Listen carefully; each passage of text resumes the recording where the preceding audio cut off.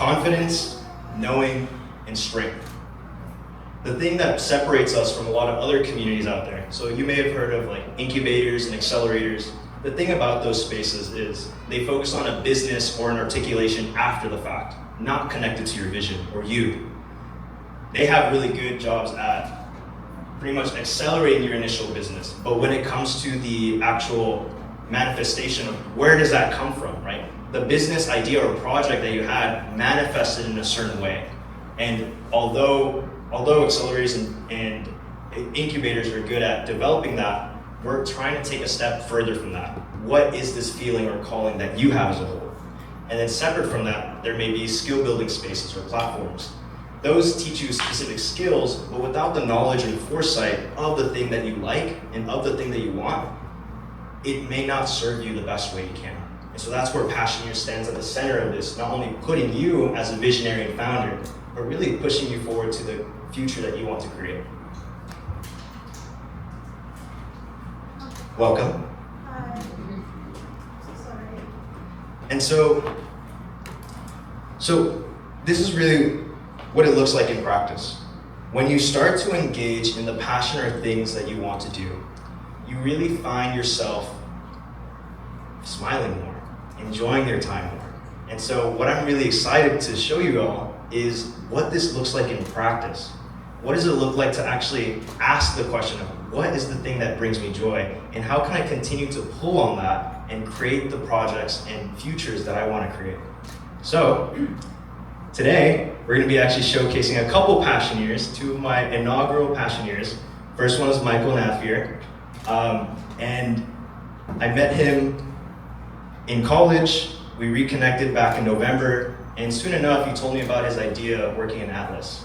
And so one of the big things that he was noting with me was this notion of screaming into the void, which a lot of us visionaries and future Passioneers can always feel. This idea that we had stuck in our head, but didn't have a way to really articulate it. Well, I'm proud to say, Michael's now taking the next step in his venture and working on his project that makes him happy. So without further ado, Michael Nafier.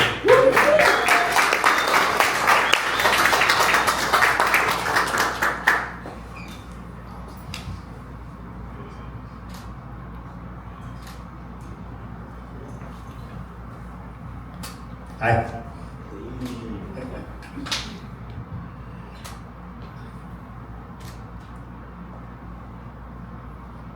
In our brain, we have this network called the default network.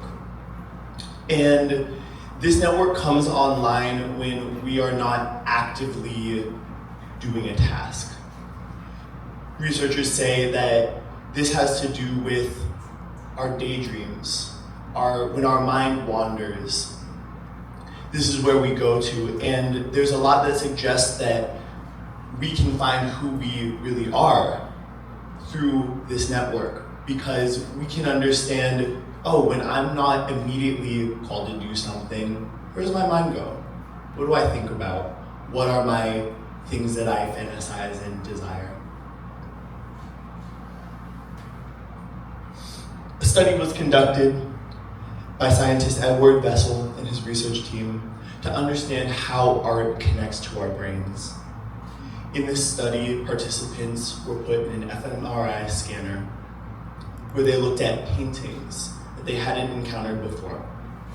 And they were asked to say whether or not they were moved by these paintings.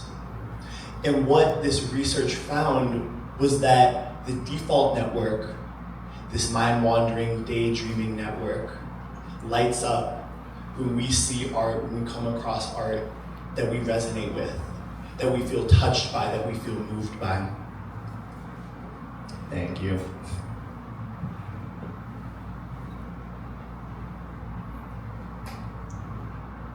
Figure out the slides. Did I click on it? Is that what it was? Beautiful. Anthony, everybody. What this suggests is that art has an actual physiological ability to tap into our sense of self. Meaning that when we view art, it's not just that we feel something, but rather our art is who we are. When I was 9 years old, I watched a movie that irrevocably changed my life, that I can single-handedly say was the reason that I started dancing, the reason I became an artist and pursued the path that I did. That movie? Camp Rock 2, The Final Jam. I was obsessed with this movie, y'all. I choreographed dance routines on my neighbors. I listened to this soundtrack over and over and over. I was obsessed with it. And my mom signed me up for a hip hop and breaking class with my two best friends at the time. This is actually a picture from one of the first dance classes I ever took. And from this point on, dance really became the focal point of my life. I joined the competition team and I started training in more styles. I trained in ballet and jazz and contemporary, tap, lyrical, hip hop, whole nine. And I followed this all the way through high school. And eventually I decided that I wanted to study this in college as well. And so I applied for the USC Kaufman School of Dance and got into that. My dream was to be a choreographer. I wanted to create movement. And what I was told the path to achieve this was that I would join a dance company. I would dance for 10 to 20 years or however long it took before my body gave out. And then after that happened, I would either go into teaching or I would become a choreographer. And so I set out to college with that path in mind, that is exactly what I would do, that I would learn the skills to get into a company, to dance my heart out and eventually follow my dream.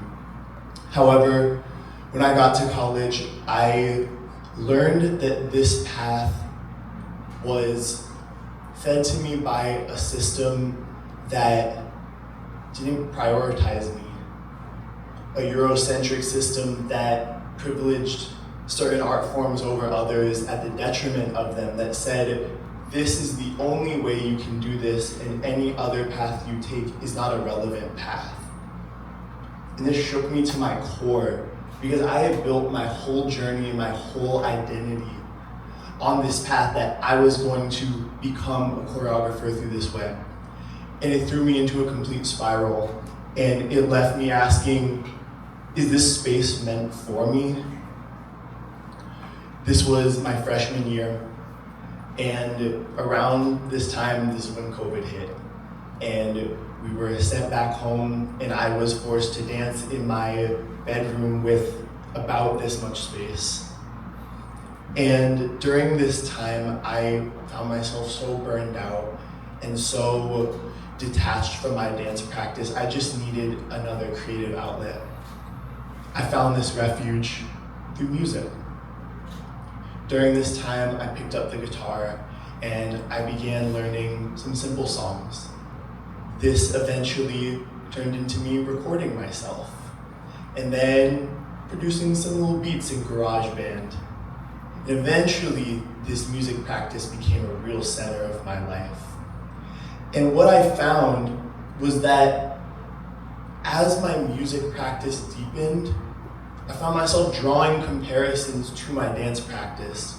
You see, these skills these ideas that I wanted to execute musically, but didn't necessarily have the musical abilities yet to see them through, these were ideas that I knew intimately well in my body through years of dance training. And I began to draw on my dance experience as a way to inform my music making process, leading me to start to understand that maybe these things weren't so different after all, because up until this point I had kept these practices really separate because I had such a complicated relationship with dance. I didn't want to taint it. I didn't want to taint this new love for music with that. Eventually, however, I started making those connections, and this sparked this idea for my senior thesis project. I had this idea that I would do a live electronic music show all original music compositions by me, and I would have dancers improvising to that.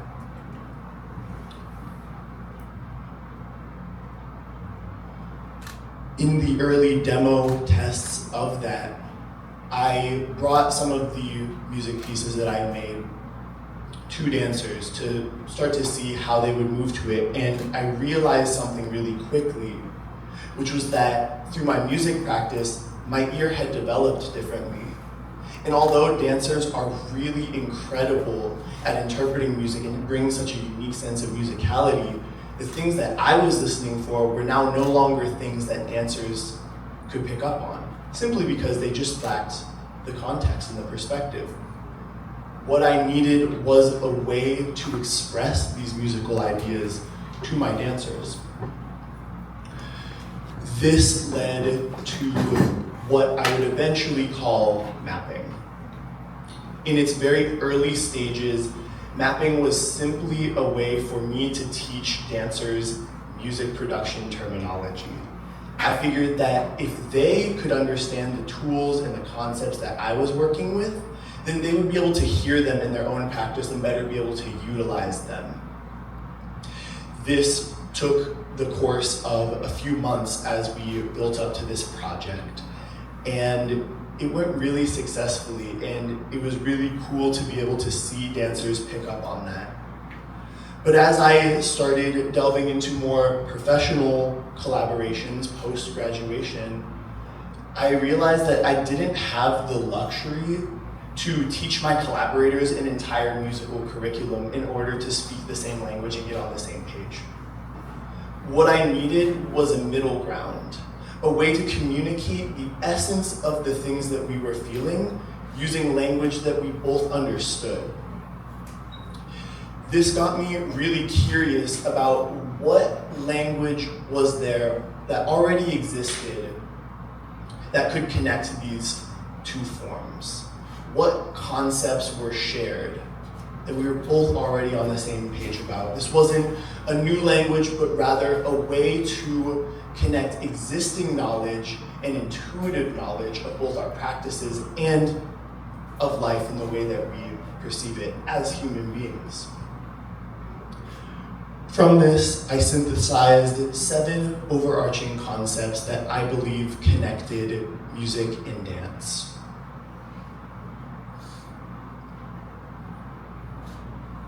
Now, with my collaborators, we could identify that the essence of a piece lived in, for example, the relationship between two dancers. In using that information, I could then go back to my music and find a congruent relationship, therefore uniting the essence of what we felt was making the piece work. Working in this way not only opened me up to new ways of connecting to a form that I had previously lost touch with, but it also gave me a new way to engage with forms that I had no prior experience in. I found myself watching films and seeing paintings through the lens of these overarching concepts, and it was really empowering because even though I had no technical training in these things, I felt suddenly the barrier to entry of me being able to understand them was taken down. This serves as the basis for what mapping is currently, a creative methodology that gives artists the language and tools to understand the essence of their work and how to communicate that essence with each other. In addition to the lens framework, mapping also acts as a holistic tool for idea generation, editing, and analysis. Now, you may be asking, Michael, that's fantastic, but what does that actually mean? What does this actually look like? I can show you an example. Here's this painting. I really love this painting. It's called Empty Nude by Wonjin Kim. I'm not a painter. I don't understand painting techniques, but I know that this piece really resonates with me, and I want to be able to understand why. What I can do is look at it through the lens of space. Space is this thing that I think we intuitively understand as humans, something we interact with. And by looking at it through the lens of space, I can say, oh wow, I really like the negative space. I like how empty it feels. Something about that emptiness, it really resonates with something in me. Okay, I take that, I have that piece of knowledge. How about I look at it through the lens of quality and texture and color, right? I really like how warm the colors are in this. It evokes this sense of warmth in me. I take that. I can look at it through the lens of inner life, this innate knowledge within me that I can connect with. And I can say something about just the fact that the subject of this is a person. Even if it's not a fully drawn person, it's a person. And that brings this instant resonance to me that I connect with. Okay, using these very simple lenses and intuitive knowledge, I've now identified some things that I really like about this. What this does now, I've built up this personal knowledge base. So that way I can better seek out these kind of things that I like in other art forms. What this also does is I can bring this back to my own practice and say, at one point I really resonated with the emptiness of this. How can I as a dancer bring that same negative space, bring that same emptiness, or bring that same warmth to my work?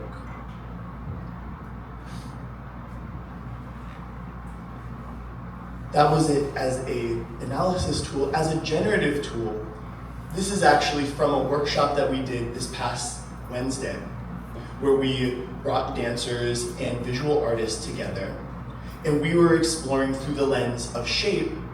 How can I find shape in music and translate that into the way I dance? And from that, from noticing shape in dance, translate that to visual art and drawing. And what this does really nicely is, I think as artists, sometimes we rely a lot on the idea of inspiration. We wait for the spark. But as professional working artists, we're not always afforded the luxury to wait for that spark to happen. What this does as a generative tool, it allows us to dig into things that already exist and find the spark from there and let that grow organically. As an editing tool, I can speak for myself personally. I found myself, whenever I reached a certain point in the process, just hitting a wall. I knew that a lot of work had to be done to get this thing from 80% of the way done to 100%. But I didn't have the structure to do that. And as a result, it would just fall apart. And all the really hard work and essence that I put into it in the beginning, I would lose it.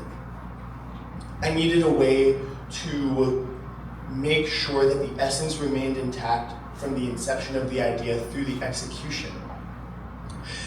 And the first process where I ever used this was on a piece that I called Endings and Beginnings. It was a piece of music that I originally wrote to score a scene in a film that never came to the light of day, but I still decided to see that piece through.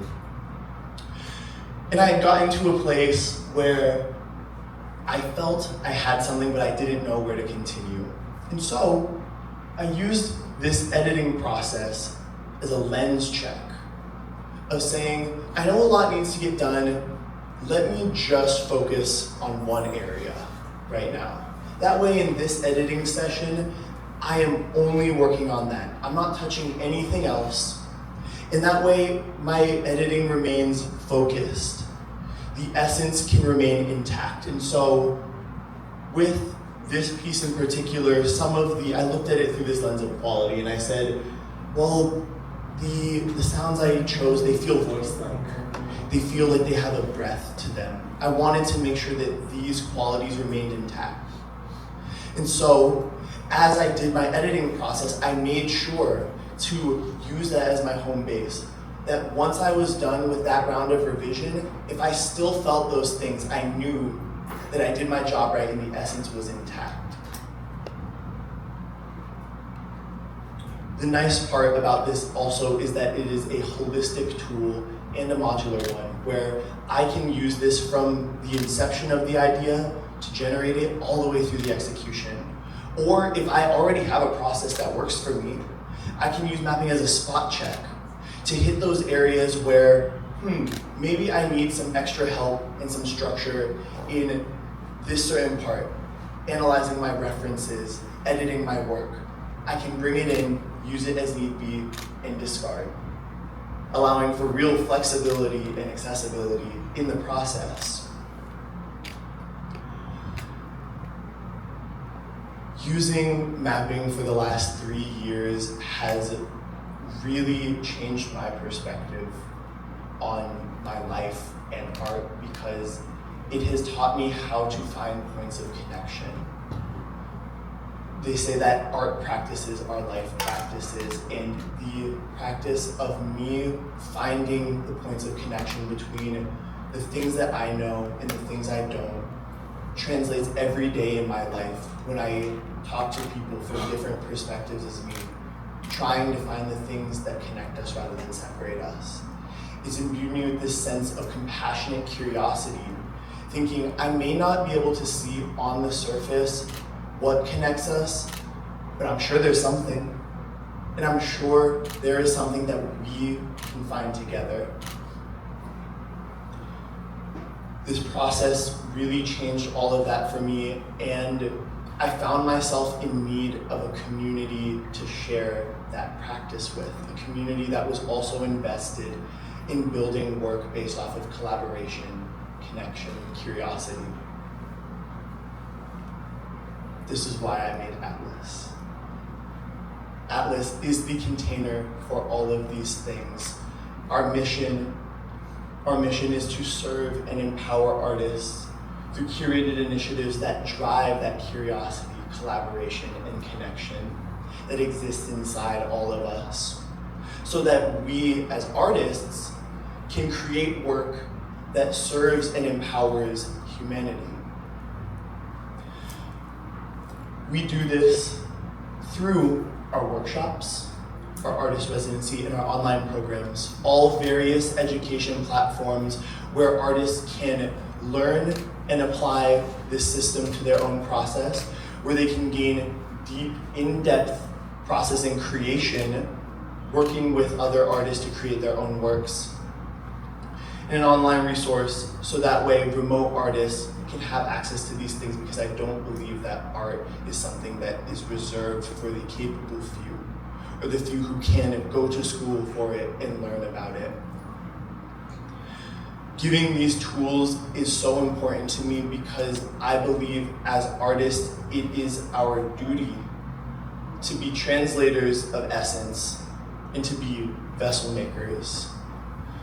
As an artist, it is my job to craft a vessel in which you can put your personal experience, your thoughts and feelings into this, and know that they are held, know that it is shaped for you, for that. And it is my job in my art making process to be as intentional and clear about why I'm making this, so that way you see it and say, I know exactly what goes there. I know exactly what experience I have that resonates with me, that belongs in this piece. Moving forward from here, we are working on the newest iteration of mapping, working to involve as many forms as we can, so that way we get a more holistic view of all the artist communities needed for this. We're developing our workshop series so artists can learn mapping and take these skill sets into their own fields and start creating work that resonates. And we're looking to build our team as well. I'm so fortunate to have my two current team members here, Maya Davis and Cardin Chung. I could not have done this without their incredible support, and we're always looking for more. And so what we need to continue this, one, we need subject matter experts. It is incredibly important to me that being an artist steeped in so many practices that have such a deep history and lineage in these communities. It's important to me that the work right here reflects that knowledge, reflects that experience and that lineage. And so we are looking for subject matter experts to help bring this knowledge into the next tier of interdisciplinary connection and communication. We're looking for community partnerships. If you have a space that resonates with these ethos of compassionate curiosity, of connection, of collaboration, we are looking for the place to house these sessions, these workshops, these residencies. If you have people who are interested in these, please come and find us. And we're looking for advisors invested in legacy, who have experience building long-term rooted communities that are sustainable, rooted in community practice, curiosity, and exploration. I believe that art is our most powerful and potent connection to ourselves. And it is my duty to make sure that in a time where there exists so much separation, that we can bring each other together and do it empowered in our experience, in our knowledge, and in our views of what the world can be. Thank you.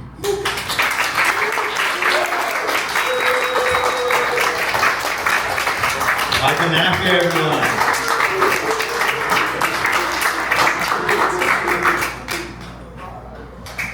So amazing, so amazing.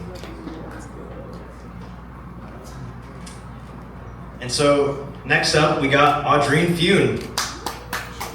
I got to know her a little bit. I'll tell you guys a little bit before she comes up. I got to know her actually through the lab here. I actually started engaging here at the lab starting April of last year. And around that time, I actually saw one of her first presentations when she actually graduated from the program here. I then brought a series of books that I saw that would my contribution to this space. And she was actually one of the people who actually picked up one of my books back in April, May. And so we reconnected in December, and that's when I told her about Passioneers, and that's what told me about Trellis and what the project she wanted to work on. And so without further ado, Audrine Fune.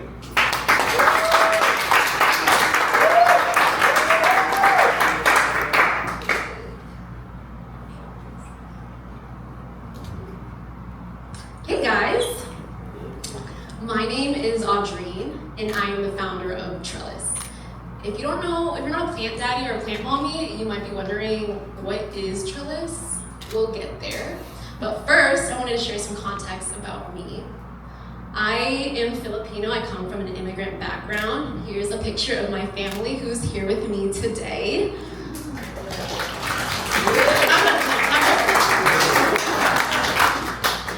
I'm the eldest out of 3. And a lot of the times it kind of felt like I had to be the first one to figure it out myself. And because of that, I also felt like this. Just a little girl living with the world for the first time. Sorry guys, I actually totally forgot to pull up my script. And a little brief timeline.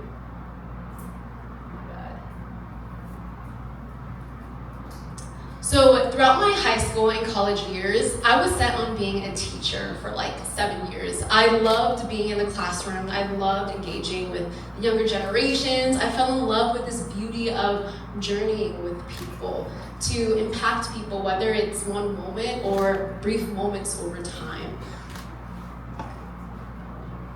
Then, my last year of senior year at Cal State Long Beach, I said psych and pivoted to design. Because I felt like design was where you could expand and explore what these moments in the classroom can look like and feel like. And it doesn't just have to be limited to the younger generation.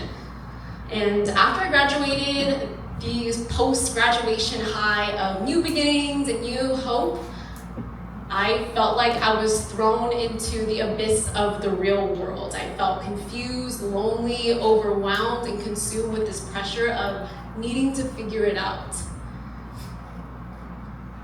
And that's when I realized, or when I was talking to other people and other friends, I realized that I wasn't the only one. And when I had these conversations, I started getting mad. I was like, why hasn't there been a support system or tools to ease our transition in school? Why isn't there a place to have these conversations of fellow people who just transitioned out of post-education? And why hasn't been there a space to help us develop a game plan to help ourselves in this new season of life? 20-somethings need accountability in communities as support in this post-education transition. And that's when I created Rooted and Ready along with a couple of friends. Rooted and Ready this past January was with a team of 3 of us, and we spearheaded a faith-based New Year's workshop for 20-something-year-olds. And it's less like a New Year's goals discussion, but more so like a system-building workshop. Your future and your becoming is shaped upon the habits that you repeat, not the goals that you set. And so we wanted to leave the attendees with a personalized system to grow from their point A to their point B, and to live the life that they envision and want to become. And so here's a little gif of our team. I reached out to different churches in LA. One of them is Blair. Shout out to you, girl, in the back. She's from the North region. I'm part of a church in Long Beach, and so I reached out to the communities in Long Beach. And another one of our friends and leaders, Soph, she is here or over there in the west side. And so we kind of got like a survey, and we did a pre-questionnaire of, hey, if you're at this workshop, what would you want to walk away with? And there was a pattern of, it would be nice to have a sense of community. It would be cool to have practicals and tips on consistency when it comes to goal setting. Accountability was a big one, and what does the biblical practicals look like when it comes to setting goals? And so when we did our workshop, we focused on these 5 steps at the top, and this is a screenshot of a template that we handed each one of our attendees.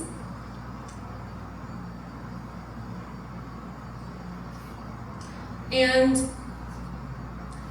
when I was journeying with this group of people, I kind of thought about the classroom. I thought about that the best part of kindergarten to like 3rd grade was to see and observe and be with little humans as they ponder and question and do and fail and be in awe of the worlds around them, the things that magnetize them. Yet, somewhere along the way, that flame dims. And in my own experience, I felt what it's like to be lost, for my flame to go dark, and not even realize how far I've gone. And so Rooted and Ready means so much to me, because there was a time when I wasn't rooted nor ready. And yet, with a combination of systems to commit to, a group of people to support me, and having something that I want that matters the most to me, and for me, it would be my life and living life with God. I wanted to help people define and design that structure for their lives, to practice and live the life that they crave for themselves. And little did I know that Rooted and Ready was a glimpse of this bigger picture that I envisioned for people on an individual scale, but a picture that can't help but impact on a communal scale. So going back to trellis is a wooden structure that provides support for vines to grow upward. This is a super blurry picture from Facebook Marketplace. A trellis also looks like that over there in the corner. It can be a support, plant support. And without a trellis, a vine would have no direction. When it grows fruit, like grapevines for example, it would be vulnerable to bugs and molding on the floor. But with the trellis, it allows this grapevine to support one upward growth and prevents a collapse when it does become fruitful. It creates this space for the plant to breathe, as well as space to show and absorb light. And so a trellis can also look like this. And so here at Trellis is a community of practice, and Rooted and Ready is a space and support system in which we prepare and practice and train in equipping 20-something-year-olds to grow with intention in this season of their life. And structure to me is a form of love. It's a form of love to things that give you life. It's a form of love to yourself, and it's a form of love to your community. And there's a quote from one of my favorite books that really resonate with this philosophy that we're building. And it says, falling in love with something or someone and then building a structure of behavior around it for when those moments when love falters. And that's what Trellis is to me. Oops, I keep looking back to this. Oh my guys. That's what Trellis means to me, is a structure of behavior to support us when love falters, to anchor our lives something deeper than the chaos of anxiety, of hurry, of distractions. Sorry, y'all, this is kind of adjusting to this. Bear with me.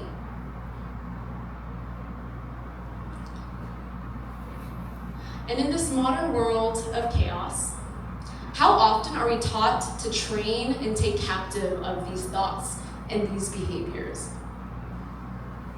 And so Trellis's mission is to be a support and structure a way of experiencing life that at its core renews, empowers, and fans the flame that is within.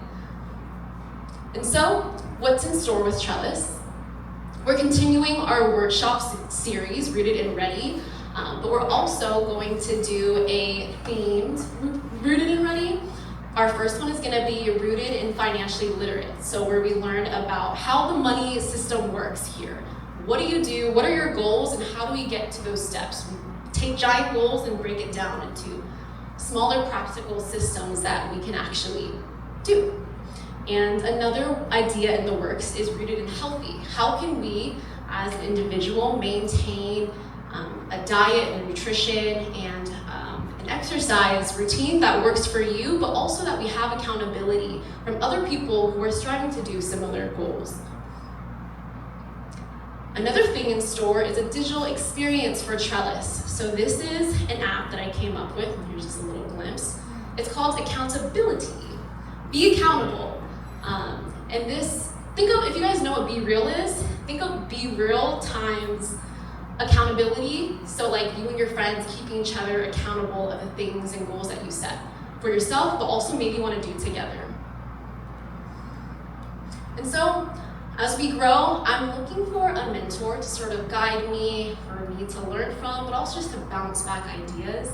It'll be cool to have a designer and an engineer to bring to life what accountability could look like.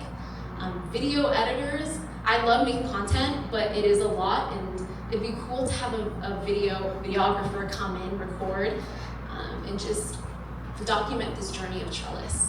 Also, brand collabs. One thing that we're looking for is partnerships for either budgeting envelopes or meal prep containers that we can bring and give our participants attending Rooted and Ready events a sort of starter kit to go home and actually apply what they're learning. And so I believe that each person has a unique fire of strengths and gifts. And sometimes that it just needs to be fanned into flame. And I believe that when you are renewed, you're empowered. And so Trellis is an invitation of practice that renews and empowers on an individual level, and naturally that's going to impact on a communal level. So let's grow. Thank you for sharing. For letting me chat.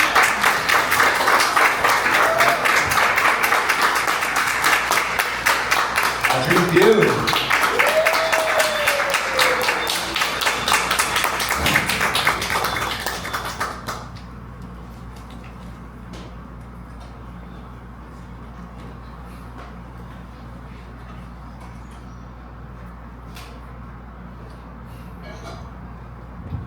I really want to take a moment to show an appreciation for the Passioneers. A moment in which they had an idea or thing, it came out of them.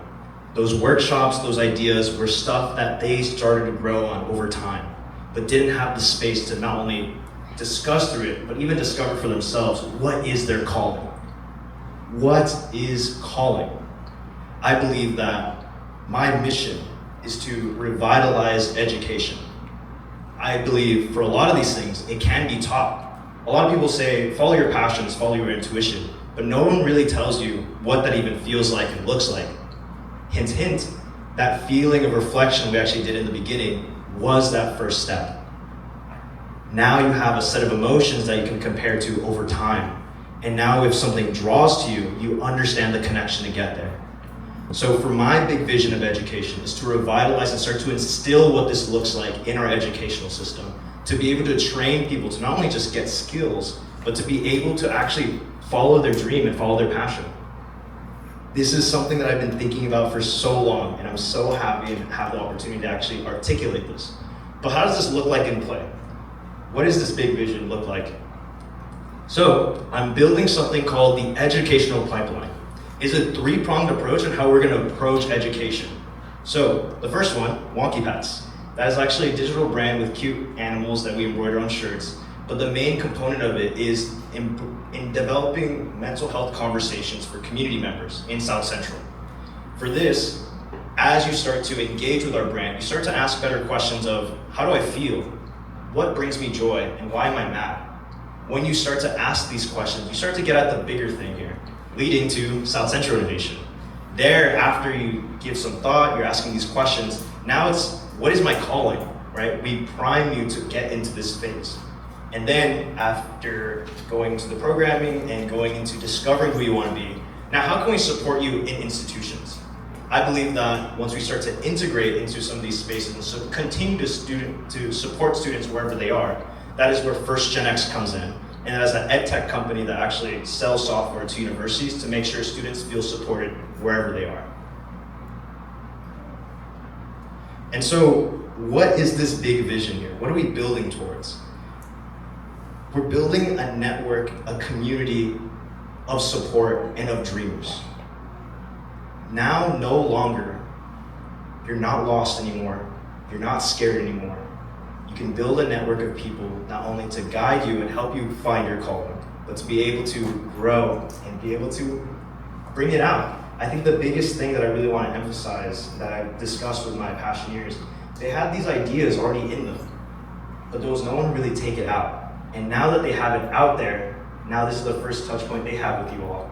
Now they get to impact their communities. We're creating a network of visionaries, a network of community leaders to change this in the long term. We're creating a movement here. And so why now? I've been thinking about this and dreaming about this for a really long time, and I've always found myself not fitting in the right boxes. But what I soon discovered was that there needs to be a space and a home for people like us. South Central, my home, has been tainted. Education is outdated, and it's not really fitting for the needs that we need now. Education needs a new revitalization. And the reason why I'm here now is because there's so many dreams, there's so many people, there's so many communities that just gets lost over time. And I'm tired of those dreams and passions get lost. And so the reason why I'm stepping in this now is because I believe this is the new revolution. A revolution that brings in passion and interest first. Because when you're able to talk about the things that you're passionate about, when you're able to actually identify the emotions that you love and the interests that you have, it starts to bleed out. People start to smile around you. You smile, they smile back. You start to gain empathy for other people. And you start to really understand how to actually get it done. You may not know the skill set yet, but you understand that what is the next step? What is this vision that you have? I believe we all have vision, but we haven't found out what that even defines. In this new wave of authenticity now, I think this is the best time than ever. Education is now no longer serving us, and there's an awakening happening now of what does it mean to follow your job or follow your passion. And I'm so happy, and I'm here saying to you all here that this is the start of this revolution. This is the movement that I plan to create, not only nationally, but globally, of what it looks like to actually identify who you are. Ask yourself the question, who am I? You'd be surprised what comes out. And you'd be surprised how many people don't even ask this question. I really want to specify with you all that this is my calling. Just as much as Audreen and Michael described their calling and their interests, this is my calling, and this is something that I know, this is my dedicated life. Like, this is the thing. I found it, and I'm going to help South Central communities, and I'm going to help visionaries and passioneers in the future. This is going to be the next movement. So this is our next steps. These are how you can support us, actually. So for South Central Innovation, we're looking for warm connections to bring into high schools. Right now, I'm engaging with college level students, but if we can train this earlier, we start to develop what this passion and interest looks like. And then for Wonky Pets, we're actually looking for more brand connections and looking for places to sell. And then for First Gen X, we're looking for warm connections and actual angel investors into what building educative platforms look like at a large scale. I really want to specify with you all the power of discovering your passion and your interest. You saw it here. You saw it now. Thank you all for being a part of this journey with me. Because guess what? You guys just made history here today. This is the first step at a revolution, the first domino that's going to topple and change the world as we know it. Because once we start asking better questions in education, once we start supporting our students better, you'll notice that our communities are going to change. You're going to notice that we can connect to each other better. This is a program that I've been thinking about for a really long time. And I've been doing this with a limited amount of funding. I left my tech job back in 2023, and I've been working on this and theorizing about this stuff for a really long time. And I really want to specify, imagine the impact, the love, the community that we can build with $100 million. The scale, the change that not only brings our communities together, but brings the love that we have and allows us to connect with each other as people. That's what I believe Passioneers is. That's what I believe South Central Innovation is. And that's why I'm building this educational pipeline. And so I want to thank you all for joining me here. And I really want to give a special thanks to all the people who have been supporting me. My family, my South Central Innovation team, my Wonky Pets team, my First Gen X team. This is a community effort. This is not just me, but I am the visionary pushing this forward. And I can see a brighter future for us. Just as much as Audrey and Michael have their visions for music and their visions for the community. It takes one step at a time. Thank you all for joining me tonight, and I hope you have a great day.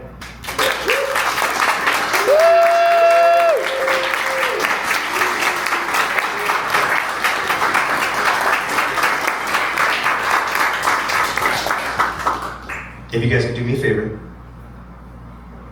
that's our Instagram. Please follow. I'll give you guys a second for that. I'm looking.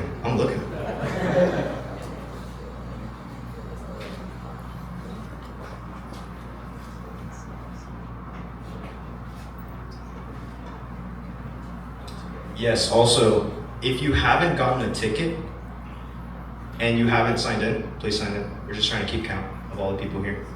And I really want to do a photo with my Passioneers up here.